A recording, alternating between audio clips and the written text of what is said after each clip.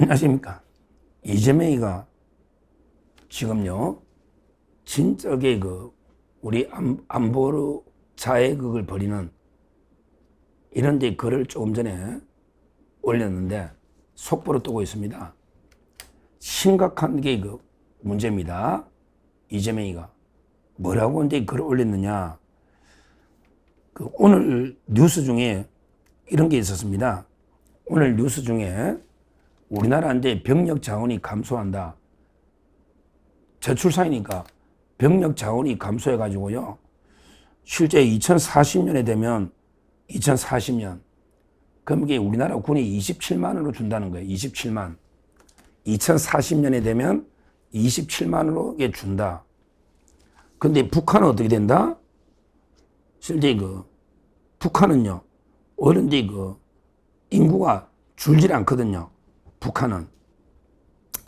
근데 차이가 지금보다 더 벌어져가지고 우리나라는 게 27만인데 북한은 이제 113만으로 추정된다. 2040년에 곧 아마 뭐 10몇 년만 있으면 되죠. 2040년에 우리나라 군이 27만, 그 다음에 북한은 113만으로 추정이 된다.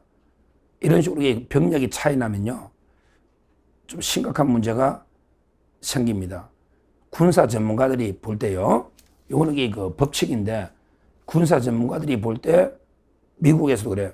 공격할 때는 3배, 공격할 때는 3배가 필요하다. 1대3. 그 다음에 방어할 때는요. 여기죠. 방어할 때는 3대1. 그러니까 공격하는 사람보다 한 3분의 1 정도 병력이 돼야 방어가 되고 공격이 되는, 이렇게 다 군사 전략 전문가들이 법칙으로 되어 있습니다. 그러면 우리가 공격할 일은 없으니까 우리나라는 공격할 일이 없잖아요. 근데 정동영이 이놈이 우리의 존재 자체가 북한의 위협이다. 우리 대한민국의 남한의 존재 자체가 북한의 위협이다. 말도 안 되는 게 망언해가지고 저 정동영이 사퇴해라 이렇게 이야기했잖아요. 정동영이가 남한의 존재 자체가 북한의 위협이다. 근데 우리 대한민국은요 북한을 침략하지 않습니다. 민주국가는 이게 침략 안 해요.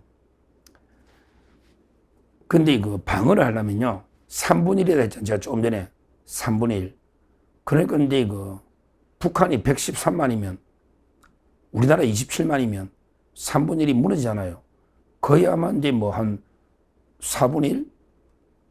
100만에 3분의 1이 뭐 33만인데 우리나라가 27만이고 북한이 113만이면 이미 병력으로는 무너지면요. 아무리 뭐 무기가 있고 뭐 로봇가 있고 드론이 있고 이걸로 싸우는 게 아니에요. 예를 들어 북한의 특수부대가 갑자기 뭐 부산이나 쳐들어왔다. 그러면 이게 사람이 막아내야지. 로봇가 이게 뭐 특수부대원들이 섞여 있는데 일반 시민들과 국민들과 어떻게 로봇가 잡아내가 다 사살합니까? 불가능한 이야기예요. 특수부대가 들어왔을 때는 거기에 섞여 있잖아. 그러면 거기에 포를 쏠 수도 없잖아요. 그렇잖아요. 북한의 특수부대가 이미 서울이나 부산에 들어 섞여 있다. 시민들과. 거기에 뭐 비행기를 쏠 수도 없고 거기에 폭격할 수도 없잖아요. 그러면 결국은 우리도 특수부대원들이 하나하나 잡아내야 된단 말이야. 근데 병력이 없으면 안 되거든요. 하여튼 이런 기사가 났는데 이재명이가 이 기사를 공유하면서요. 뭐라고 썼느냐. 야, 심각한 이야기 썼습니다. 이 기사를 공유하면서 이재명이가 걱정할 필요 없다. 걱정할 필요 없다. 우리나라 1년의 국방비가 북한의 GDP의 1.4배다. 그러니까 우리나라 1년의 국방비 돈 쓰는 게 북한 GDP의 1.4배다. 국방비는 많이 쓰고 있죠. 그 다음에 세계 군사력 5위다. 그 다음에 경제력에서 수십 배다. 인구가 2배가 넘는다. 그러면서 걱정할 필요 없다. 이런 이야기 써놨고요. 근데 가장 충격적인 거는요. 가장 충격적인 거는 뭐다? 이러한 군사력, 국방력, 국력을 가지고도 중요한 게 외국 군대 없으면 자주국방이 불가능한 것처럼 생각하는 이런 굴종적 사고를 벌이야 된다. 외국 군대 없으면 국방이, 자주국방이 불가능하다. 이게 굴종적 사고이기 때문에 이걸 이게 버려야 된다. 우리가 경제력이나 인구가 북한보다 월당이 많으니까 충분히 그 외국 군대 없어도 나라 지킬 수 있다. 걱정하지 마라. 이렇게 쓴 거예요. 저는 이게 심각한 문제라 봅니다. 이건 심각한 문제예요. 우리나라에 외국 군대가 어디 있어요? 우리나라의 외국 군대는 미국밖에 없어요. 미국밖에 없어요. 결국에 미국이 다 철수해도 미군 없으면 나라 못 지킨다. 이 생각은 이게 굴종적인 생각이니까 미군이 다 이게 떠나도 아무 문제 없다. 이런 이거 심각한, 이거야말로 이게 진짜 심각한 문제입니다.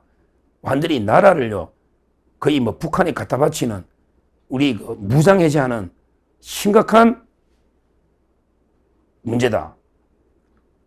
한번 생각해 보자고요. 그러면 이게 옛날에요, 베트남이 망할 때요, 베트남이 공산화되가 망했잖아요.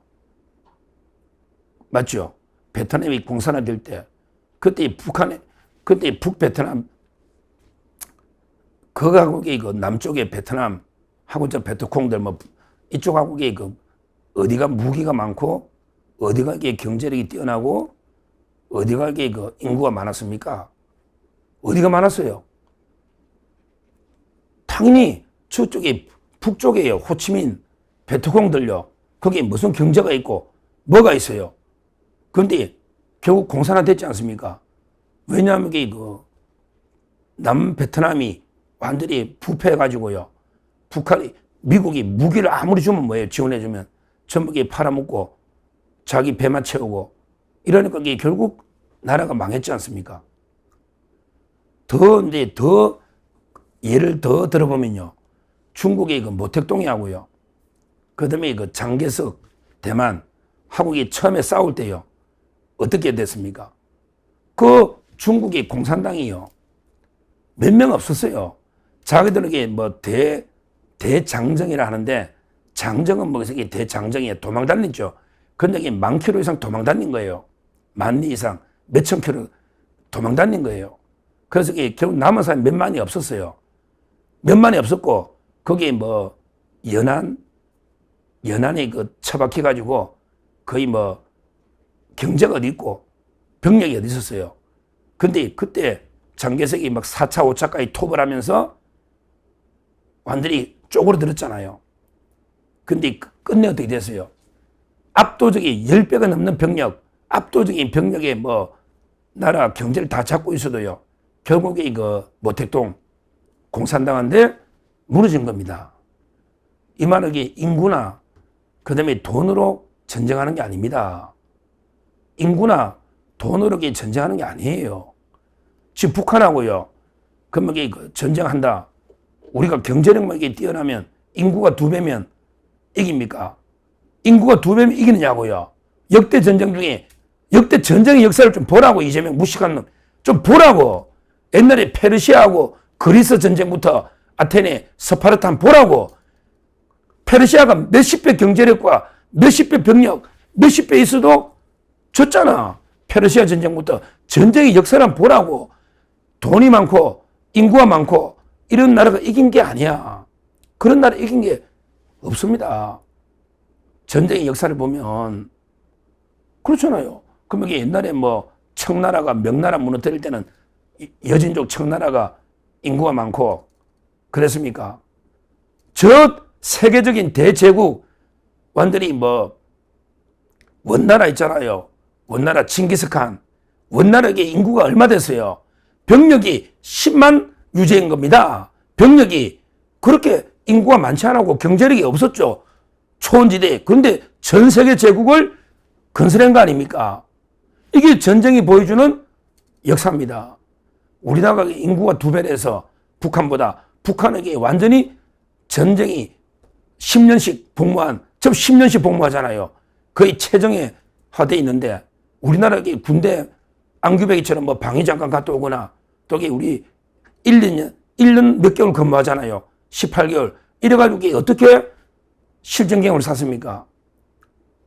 그럼 일반인들이 다 전쟁하러 갑니까? 인구가 많은 게 인구가 2배인 게 무슨 관계 있습니까? 전쟁하는데.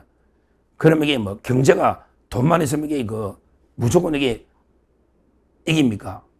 돈으로 이게 하는 게 아니다. 저는 심각하고요. 여기에 우리가 버티고 있는 게 뭐냐면 바로 이 미군 아닙니까? 미군은요, 최정예 부대입니다. 왜 그러냐면 이게 직업군인, 모병제 직업군이기 때문에 그리고 실전 경험이 풍부하고요. 무기가 압도적으로 하거든요. 따라서 북한이요, 우리나라 군을 두려워하겠습니까? 바로 미군 때문에 북한이 도발을 못하는 게 아닙니까? 위협을 느끼는 게. 그러면 이재명이가 오늘 이 망은 미군이 철수해도 아무런 안보에 문제가 없다. 이거는 고도로 계산된 발언을 봐요. 결국 이제 트럼프 대통령이 뭐 주둔비를 좀 올려달라. 그 다음에 미군을 좀 철수할 수 있다. 대만의 전략적 유연성. 이런 이야기가 나오니까 이거를 또 협상을 완전히 파토내겠다는 거 아닙니까? 협상을 끝나게 끝내겠다. 주둔비에 못 올려준다. 나가려면 나가라. 그러게 우리 대만하고 중국 싸울 때 미국에 지원할 수 없다. 강대국에 휘둘리지 않겠다. 그러니까 미국이 나가려면 나가라. 그냥 미군 다 들고 나서 대만으로 보내든지 뭐 어디 일본 보내든지 나가라. 주둔비 못 올려주겠다. 그 다음에 우리 대만 분쟁에 있어서는 우리 중립이다. 이쪽 셋 중국의 눈치를 보겠다. 이런 고도의 계산된 글을 이재명이 올린 거예요. 정말 저는 이거 속보를 보고요, 심각하다. 지금 미군이 철수하면요, 정찰 자산 매독이 몇십조 들어갑니다. 정찰 자산 매도 몇십조가 들어가는 거예요. 와, 그러면 북한이요, 그냥 핵을 위협하면서 그대로 도발해온다. 연평도 포격처럼, 또 천안함 폭침처럼. 그런데 우리가 대응을 못해요. 왜? 북한이 핵으로 위협하면서 그대로 도발하면요, 우리는 꼼짝없이 굴욕적으로 당하는 수밖에 없는 심각한 상황이다. 왜? 이런 상태에서 미국이요, 핵우산을 주겠습니까? 미국의 확장 핵억제, 핵우산을 확실하게 제공해 주겠냐고요. 오히려 미국이 김정은하고 타협을 할 수도 있고요. 미국이 뉴욕이 핵으로 폭탄되는데 우리나라 서울을 지켜주겠느냐? 이게 다 더골이 한 이야기예요. 프랑스의 더골이 한 이야기죠. 파리를 지켜주냐, 프랑스를. 뉴욕이 핵으로 위협당하면 심각한 문제다. 저는 이게 좌파 정권이 아무리 우리 무장해주시고 북한의 나라를 갖다 바치도 유분수지, 이렇게까지는 상상도 못했습니다. 이 무능한, 진짜 외교에 대해서 무능하고 무식하고 무지한 이 이재명 이놈이 관세협상 가지고도 미국하고 파탄해가지고 완전히 우리나라 기업을 지금 다 죽이고 있는데, 관세협상으로. 근데 보세요. 지금 미국이 철수해도 아무 문제 없다. 외국 군대 없이는 나라 못 지킨다는 거는 굴종적인 사고라고 우리에게 모욕을 하고요. 그냥 미군 나가려면 나가라. 그러기에 우리는 중국 편이다. 대만하고 이러고 있지 않습니까? 야, 참 이게 정말 이런 좌파 대통령도 이런 건 없었거든요. 이런 거는 없었어요. 그건 써놨잖아요. 굴종적 사고다. 그 다음에 외부의 군사 충돌에 휘말려서는 안 되고 우리가 위협받아서는 안 된다. 이 말은 미국하고 중국하고 대만이 충돌되는데 우리가 영향받아서는 안 된다. 이 말은 우리는 끝까지 중국, 대만에도 중립을 지키겠다. 이런 이야기거든요. 이게 지금 큰 협의가 되고 있는데, 결국 이재명이는 미국하고 안보 협의도 파탄내고요. 그 다음에 경제 협의도 파탄내고, 결국에 미국하고 관계는 절단내고, 그 다음에 중국 편에 서가지고 중국하고 가겠다. 이걸 명확하게 드러낸 겁니다. 이 간첩보다 더한 놈이, 간첩보다 더한 놈. 그렇잖아요. 지금 북한한테도 이거야말로 진짜 북한한테 이익을 주고 우리 안보를 완전히 망가뜨리는, 이거야말로 이적죄고, 이게 외환죄입니다. 이게 바로 외환죄입니다. 외환죄. 이적죄입니다. 북한의 도발을 초래하는 거 똑같잖아요. 미군 철수하라는 거는 저게 북한이 도발 들어라, 이거하고 똑같은 겁니다. 미군이 철수하면요, 핵도 없는 겁니다. 핵도. 핵무기도. 미국이 핵인데 우리 핵도 없잖아요. 그러면 북한이 우리나라를 마음대로 위협하고 마음대로 도발해도 막을 수단이 없는 진짜 심각한 문제다. 이 나라의 미래를 생각하면 이재명이 이놈을 끌어내려야 됩니다. 이거야말로 이게 외환죄잖아요. 끌어내려야 됩니다. 정말 심각하다. 제가 볼 때 이 인식이 진짜 이러면 이게 파탄 납니다. 안보 협상도 미국하고 이게 파탄 납니다. 이미 끝난 것 같아요. 협상이. 가려면 가라. 주둔비도 이게 못 내겠다. 가려면 가라. 이런 식으로 이게 끝나. 그럼 나는 이게 중국 편에 서겠다. 대만하고 충돌이 있더라도 이게 미국 편에 안 선다. 이렇게 노골적으로 반미 선언한 정말 이재명 정권 들어서 저는 가장 망의다. 가장 망의다. 이렇게 보고요. 우리 안보는 죽고 사는 문제입니다. 경제는 먹고 사는 문제인데 안보는 죽고 사는 문제인데 이런 게 안보 자행위는 역대 처음이다. 이렇게 보고 이거 하나만 보더라도 이재명을 끌어내리지 않으면요. 정말 나라가 망하는 완전히 북한의 좀 있으면 이게 북한의 속국으로 전락하는 심각한 상황이다. 이렇게 경고를 합니다. 감사합니다.